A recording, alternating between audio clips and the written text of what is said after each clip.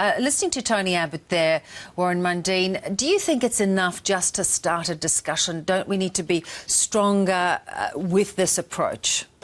Well, look, it's great to hear the Prime Minister commit himself to this because we do need leadership, we need bipartisanship, we need to get the wording right, and we need the support of all Australians for it to happen. There are a couple of things in regard to it. One is the preamble about the recognition of Aboriginal people, and the other one, of course, is removing the race sections of the Constitution as well. So, look, we do need to now really ramp it up and have a lot more discussions, arguments and debates about what that actual wording is. Yes, let's go through some of the recommendations made in a paper by Professor Anne Toomey, Director of the Constitutional Reform Unit, and look at some of those options. Firstly, let's start with just this notion of a symbolic recognition in a preamble. Take us through what that would mean. Well, what that really means is, it's a nice thing. It's recognition of Indigenous people of Australia, and it also recognises the long history of Australia.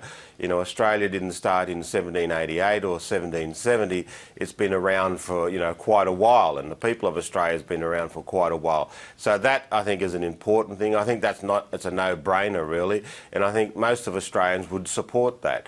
But it is a symbolic gesture, and it doesn't have any legal ramifications from it. Exactly. Do you think that would go far enough, though? Would you rather see some of the other recommendations, and that is for real changes to the Constitution? Because that preamble, in fact, is not part of the Constitution. No, that's right. It's like the United States Constitution of the Declaration of Independence. It's a nice.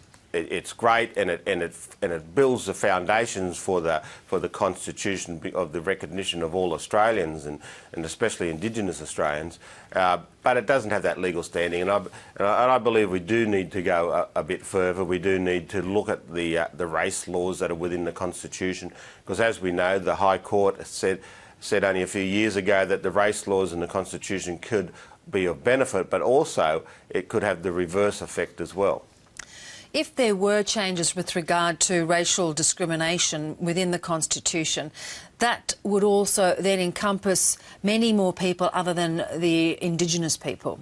Well, that's right. It actually talks about the race laws. It actually means that race laws about all Australians. We could have, in theory, and I can't see this ever happening, but in theory we could make laws about people of Indian descent in Australia. We could make laws about people who come from Eastern Europe, the Slavic people in Australia. So yes, it not only involves, the race laws not only involve Indigenous people, but it involves all Australians. Would that not be problematic then too in terms of changing the Constitution, that in fact if we recognise one Indigenous group that there may be other ethnic groups that come forward and want some form of recognition? Look, I don't think it is. I think most Australians, the Australians that I get out and have conversations with, which is right across this great country, that they are very supportive, and they are very, conscious that we should be out there recognising Indigenous Australia and that long history that we do have here. And it's a way of actually, I see it as a way of uniting the country, because as an Aboriginal person, as an Indigenous person, I would love to share this long history with us and this long culture that we have in Australia, and it becomes Australia. It's our heritage. Is it significant in terms of, just like the national apology was, in terms of for the psyche of Indigenous people and for some sort of, I guess, possibility of bringing the two parties much more closer together, the two Australias?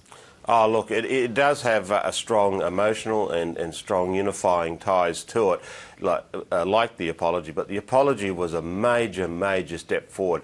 I was there that day in Parliament when it was given by the Prime Minister, Kevin Rudd, and seconded by the Leader of the Opposition at the time, Brendan Nelson.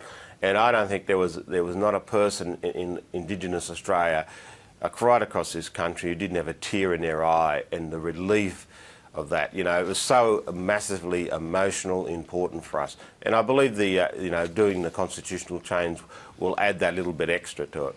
Why do you think the Labor government put it on ice? They didn't feel that there was enough public support. Well, because I think when the committee come back, with the very far-reaching recommendations, and that it did give people some cold feet. But I think now under this Prime Minister, and knowing him personally, he has a really strong passion about doing this. And this is the type of stuff we do need. We need to get on with it and just really, you know, smash through on the wording that needs to be put in place. Until that happens, you know, it's just an academic debate. So would you be advising him to go a little bit more cautiously around the wording and the changes to the Constitution so that it doesn't scare people off? I think we do. You know, Australians are pretty conservative, as we know from the track record of constitutional change. It rarely gets up. And when it does get up, there has to be a really strong case for it to happen, and usually it's a very conservative type case, because as we know in our constitution, it's not only just about the majority of the people supporting it, but you have to get a majority of the states, and that double whammy makes it a bit more difficult. So I suggest caution, but at the same time I think we just need to get on with the job and start getting the wording right. Warren Mundine, too, 2014, and more generally, of course, we still see so many examples of enormous inequity for Indigenous communities around the country. What are your hopes going forward, particularly now that you do, as you've pointed out, have this very solid relationship with the Prime Minister?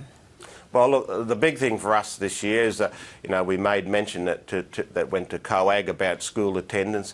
You know, I say to people, to Indigenous people, Indigenous parents, we need to have our kids at school if we're really going to drive forward in self-determination and building a future for our people. We do need to have 100% attendance, day one, term one of 2014.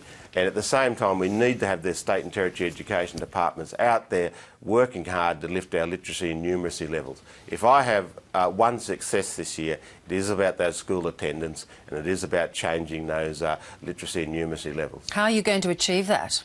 Well, we're sitting down with the states and territories. I've been travelling around the country for the last 6 weeks, having great conversations with a number of the Premier and Cabinet heads, and also the ministers and that. And I think we can achieve it. It's about also getting into the Aboriginal community, because we could spend as much money as we like and we could talk about it as much as we like. But until Aboriginal parents can see it, can touch it and see the worth of it, then we're wasting our time. And that is such an important point that you make, and particularly coming from someone like yourself, with that frustration of often millions, billions being poured in for very little outcome sometimes. And I guess it is really that responsibility of individuals themselves and communities themselves to work together with authorities. Oh, no doubt about it. Government can't do it all by itself. The private sector can't do it by itself. The wider Australian community can't do it by itself. You know, Australia, the Australian public, the Australian taxpayer has been very generous in this area, and has really, stuck its head out and about trying to move forward. But the track record speaks for itself. We've seen the Productivity Commission's reports. We've seen numerous reports over the years. We need now to really get the big drivers in, and I hope through, this is one of the reasons why I accept the chairmanship of the Prime Minister's Indigenous Advisory Council, is that we need to ramp it up, we need to be focused, and we need to drive forward. And education is the major factor in this area if we're going to get the economic outcomes and to bring in Indigenous people into the wider Australia.